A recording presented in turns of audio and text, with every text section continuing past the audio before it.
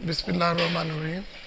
Dear students, आज हम vitamin A पढ़ रहे थे। विटामिन ए का हम दूसरा पोर्शन पढ़ रहे हैं, तो हम फंक्शन पढ़ रहे हैं। तो अभी आप देखिए जी, विटामिन ए किस लिए इस्तेमाल होता है। आप ये ध्यान में रख लें कि विटामिन ए जो है हमारे बालों से लेकर नाखून तक के जहाँ पर वो अमल करता है। ओके, यानी कि ये हेयर ग्रोथ में भी हेल्प करता है, स्किन में भी हेल्प करता है। अक्सर आप देखें कि विटामिन ए के जो कतरे हैं ना, तो ये हिफाजती टीके के साथ, दो पोलियो के साथ भी पिलाए जा रहे होते हैं। मीज़ल के वैक्सीन कर रहे हो तो वहाँ भी दो अपना विटामिन ए के कतरे दिए जाते हैं। तो अब इसका मतलब क्या है कि विटामिन ए जो है ना, वो इन्फेक्शन को कंट्रोल करने में बहुत मदद करता है। ठीक है, तो उसमें फिर ये वजह है कि इसे मीज़ल में दिया जाता है। हमारे इम्यून सिस्टम को ये स्ट्रॉन्ग कर देता है, जिससे इन्फेक्शन कम हो जाती है। ये क्लियर हो गया। देखिए, जीन एक्सप्रेशन, मतलब दो भाई हैं, उनके जो ग्रोथ हार्मोन के लिए जो जीन्स हैं वो एक ही, मतलब मिलते जुलते ही हैं, लेकिन एक की ग्रोथ ज़्यादा हो जाती है और एक की ग्रोथ कम हो जाती है। तो जीन एक्सप्रेस करेगा तो वो प्रोटीन बनाएगा, अपना फंक्शन दिखाएगा। अब जीन मौजूद है लेकिन एक्सप्रेशन नहीं हो रही, तो उसकी बहुत सारी वजूहत हो सकती हैं। तो उनमें से एक वजह ये भी हो सकती है कि उसमें विटामिन ए की कमी हो। जब विटामिन ए की कमी होगी तो जीन की एक्सप्रेशन नहीं होगी और ट्रांसक्रिप्शन ऑफ प्रोटीन भी नहीं होगी और ग्रोथ अफेक्ट होगी। ओके, मसलन आपने देखा, अब मैंने हेल्दी स्किन की बात की। जब मैं हेल्दी स्किन की बात करूँगा तो क्या मतलब है कि विटामिन ए का हेल्दी स्किन के ऊपर बहुत असर होता है। तो इसका मतलब है स्किन की डिजीज़ क्या होंगी, मतलब उनमें से एक सोरेसिस है कि आपकी स्किन पे, टांगों पे खुसूसन जो है ऐसे सफ़ेद रंग के स्केल्स निकल आते हैं, तो इस तरह सोरेसिस हो जाती है। तो ये उस अमल को भी रोकता है। और जो यंग पीपल हैं उनको एक्ने का प्रॉब्लम हो जाता है, तो विटामिन ए की वजह से एक्ने का भी ट्रीटमेंट में विटामिन ए दिया जाता है, क्योंकि ये बैक्टीरिया को फाइट करते हैं, फाइट विद डेड सेल में मदद करते हैं स्किन को, और स्किन की मदद करते हैं कि बैक्टीरिया को किल कर दिया जाए। देखिए, आपके पास बायोकेमिस्ट्री में जब भी बात होगी ना, प्रोटीन की होगी, कार्बोहाइड्रेट की होगी, प्रोटीन की होगी, न्यूक्लिक एसिड की होगी, लिपिड्स की होगी। ठीक है ना।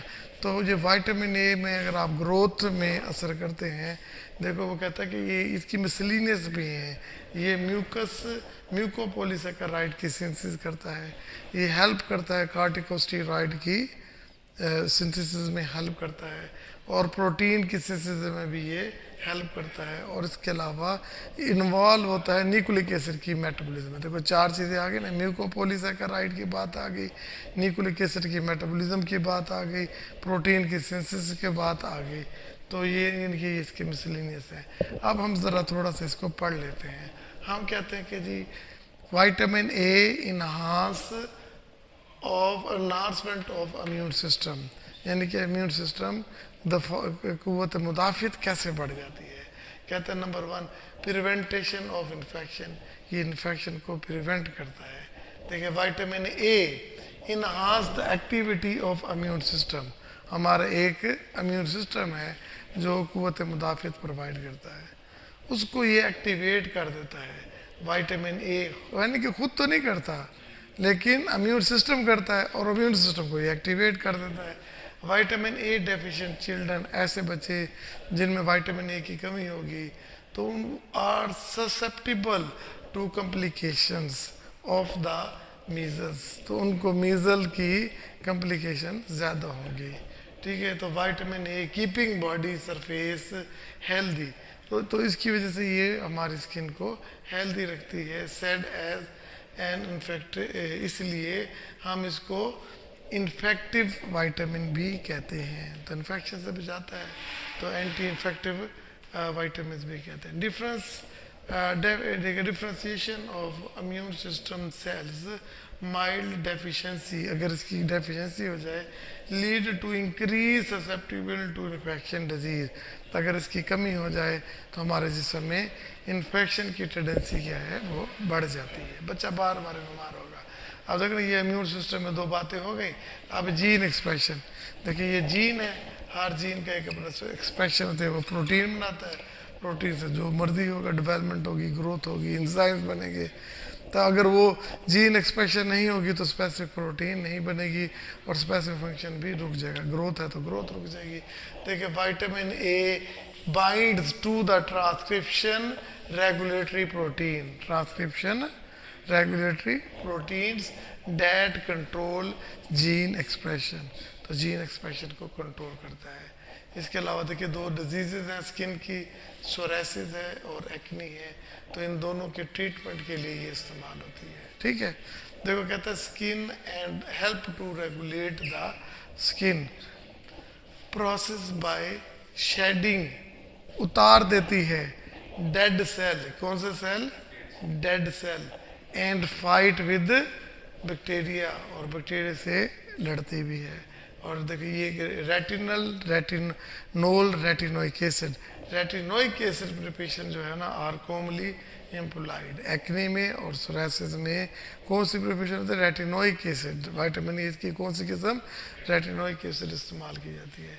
तो वो कहता है कॉमनली एम्प्लॉयड होते हैं। और मिसलिनियस में क्या होता है, involve in the mucopolysaccharide synthesis, involve in the synthesis of glucocorticoid, glucocorticoid, involve in the protein synthesis, involve in the metabolism of the nucleic acid, involve in the nucleic acid में ये involve होता है। Okay, चले जी अब हम ना इसमें कुछ क्लिनिकल फीचर पढ़ते हैं associated with the deficiency of vitamin ए की डेफिशिएंसी से जो क्लिनिक में कोई डेफिशिएंसी क्लिनिकल प्रॉब्लम्स नज़र आती हैं, तो वो क्या कौन कौन सी हैं। देखिए सबसे पहले जो है वो आपकी आई है। ठीक है, आई में, आई का ये होता है कि आपके पास डिम लाइट में क्या होता है कि जब उसमें ब्राइट लाइट पड़ती है तो रॉड सेल रोडोप्सिन पैदा करते हैं। तो जब लाइट पड़ने की वजह से ये क्या होता है, डिसोसिएट हो जाते हैं। तो इनको आपस में मिलाने के लिए विटामिन ए की ज़रूरत होती है ताकि नज़र आ सके। ठीक है, तो इस तरह का विजन प्रॉब्लम हो जाता है। तो कहता है कि अगर विटामिन, क्योंकि विटामिन ए इनको आपस में मिलाता है, तो अगर ये विटामिन ए कम हो जाए तो फिर ये साइकिल टूट जाता है। ये साइकिल, देखिए साइकिल क्या था, लाइट पड़ी, रेडॉप्सिन डिसोसिएट हो गया, फिर विटामिन ए की वजह से दोबारा वो रेडॉप्सिन में चेंज हो गया। ठीक है, जब विटामिन ए कम हो जाएगी तो वो दोबारा चेंज होने में मुश्किल होगी, तो इसलिए आपको फिर धुंधला नजर आएगा या नज़र ही नहीं आएगा। तो इसका मतलब क्या है कि serious problem of the vision and eyes are found in various degree of deficiency of vitamin A. ज़्यादा विटामिन ए की कमी होगी तो सिविरिटी ज़्यादा होगी, विटामिन ए की कमी कम होगी तो सिविरिटी कम होगी। एक हो गया। अब कुछ ये देखिए ये निक्टेलोपिया, ठीक है ना, तो ये एक डिजीज़ है जिसमें देखिए ये नाइट ब्लाइंडनेस, तो वही कहा है कि जब तेज़ लाइट पड़ती है तो नज़र नहीं आता, अंधेरे में थोड़ी देर बाद नज़र आना शुरू होता है। अगर विटामिन ए की कमी मुसलसल होती रहे तो ये जो नाइट ब्लाइंडनेस है ये परमानेंट ब्लाइंडनेस में कन्वर्ट हो जाती है। तो देखा ना, night blindness due to disturbance in the vision cycle, ये साइकिल डिस्टर्ब हो जाएगा तो आपको विजन ही हो जाएगा। ठीक है, अब देखिए ज़ीरो ऑप्थेल्मिया, ज़ीरो मैंने क्या बिल्कुल ख़त्म हो जाना, यानी कि आपकी आंखें जो है ना तो ये ड्राई हो जाती है। एक कॉर्निया क्या हो जाता है, ड्राई, ये बिल्कुल ड्राई हो जाता है। और म्यूकस मेम्ब्रेन भी ड्राई हो जाती है। तो जब ये ड्राई होगी तो क्या होगी, आपको पलक झपकने में मुश्किल होगी, इरिटेशन होगी।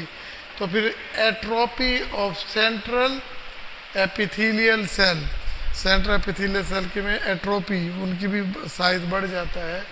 और एब्सेंस ऑफ एयर, तो आपकी आंखों में आंसू ख़त्म हो जाते हैं, जिसकी वजह से इरिटेशन होती है टू ब्लिकिंग। जब हम अपनी पलकें झपकाते हैं तो हमें क्या होगी, डिफ़िकल्टीज होगी, इरिटेशन हो जाएगी, आंखें रेड हो जाएंगी।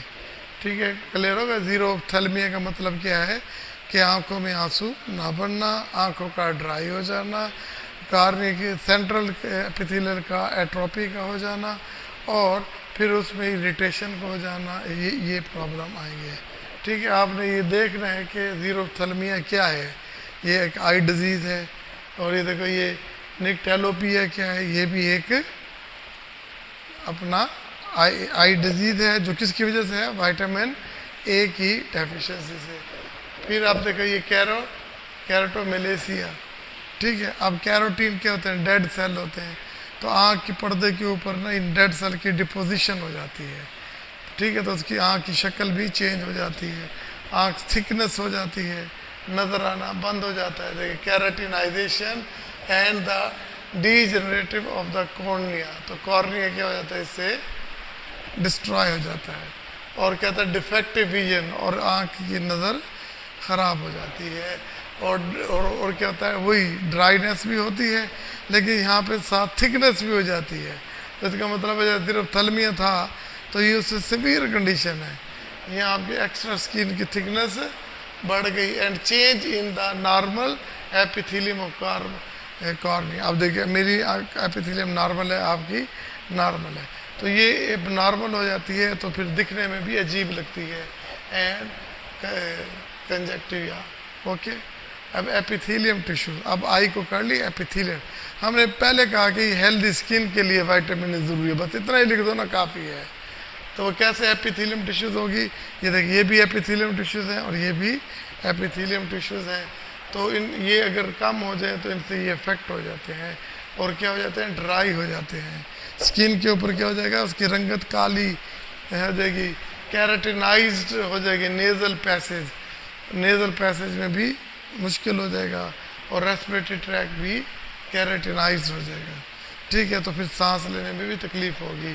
Oral cavity and urogenital tract, oral cavity और यूरोजेनेटियल ट्रैक, जैसे ये हमारा किडनी, यूरेटर, ब्लैडर, ये यूरिनोजेनिटल ट्रैक है, आर यूजुअली इफेक्टिव। बस इसमें वो यही कहता है कि अगर विटामिन ए की कमी हो जाए तो आपकी एपिथेलियम सेल जो है ना वो अफेक्ट हो जाती है, वो कैरेटिनाइज्ड हो जाती है, कैरेटिनाइज हो सकती है। और इस तरह ओवर कैविटी का, रेस्पिरेटरी ट्रैक का बता रहा है। और उसके बाद स्किन, देखिए स्किन क्या हो जाएगी, वो भी ड्राई हो जाएगी, टोड शेप हो जाएगी, इरेगुलर शेप हो जाएगी। तो स्किन बिकम ड्राई, स्केली, उसके ऊपर ऐसे स्केल्स बनना शुरू हो जाएंगे। एंड थिक हो जाएगी और कैरेटिनाइज्ड, यानी कि डेड सेल होते हैं, ये वाटर प्रूफ करते हैं। एंड एक्नी, और शक्ल में क्या होगी, एक्नी होगी, पाँव में सरोसिस होगी, स्किन क्या होगी, टोड शेप हो जाएगी। एक्नी भी होगी, सोरेसिस भी होगी और अपना टोड स्किन इरेगुलर शेप हो जाएगी। देखिए ये सोरेसिस है और ये फॉलिक्यूलर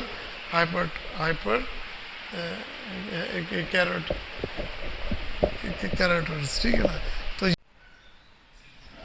अब नेक्स्ट हम पढ़ रहे हैं कि जी इसका जो अपना फंक्शंस होते हैं कि मेल और फीमेल के रिप्रोडक्टिव सिस्टम पर भी विटामिन ए की इम्पैक्ट होता है। देखिए बेटा सबसे पहले ये देखिए कि atrophy of germinal epithelium of testis, ठीक है।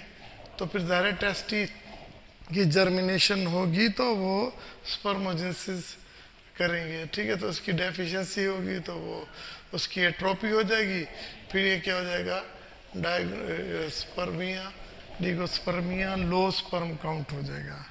और फीमेल जो होगी उनका डिस्टर्बेंस हो जाएगा इन द मेंस्ट्रुअल साइकिल। और जिसकी डेफिशिएंसी के कुछ और होंगे तो वो होगा कि एक इंक्रीज्ड स्टोन फॉर्मेशन होगा इन द यूरिनरी ट्रैक में, ये स्टोन्स पैदा होने के खतरात बढ़ जाते हैं। और increase chances of infection, stone formation और इन्फेक्शन के चांसेस भी बढ़ जाते हैं इन द ओरल कैविटी।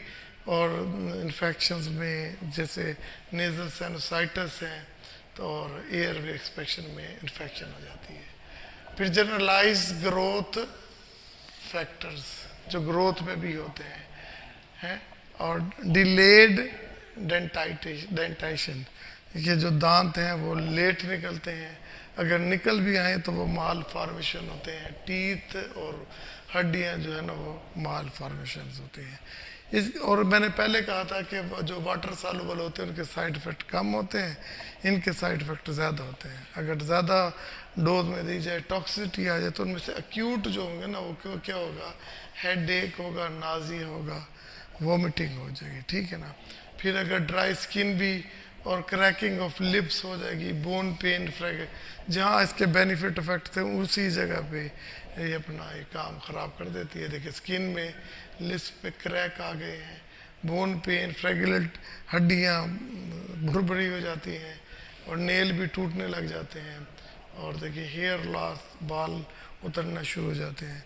जिंजुवाइटिस, देखिए ये ओरल कैविटी की डिजीज़ हो जाती है।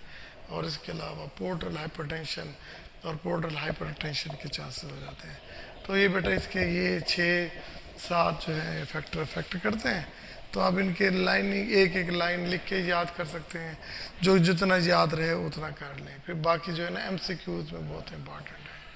लेकिन एमसीक्यूज में क्या कह सकता है कि इससे क्या स्पर्म काउंट बढ़ता है या कम होता है, तो भाई कम हो जाता है इसकी कमी की वजह से। फिर अगर वो ये कहता है कि फीमेल में मेंस्ट्रुअल साइकिल क्या हो जाता है, डिस्टर्ब हो जाता है। तो मिसलिनियस चांस में क्या होता है, बोन में अपना स्टोन फॉर्मेशन होती है, इन्फेक्शन होती है। ज़्यादातर इन्फेक्शन कहाँ पे होती है, ओरल कैविटी में और साइनसाइटिस में होती है।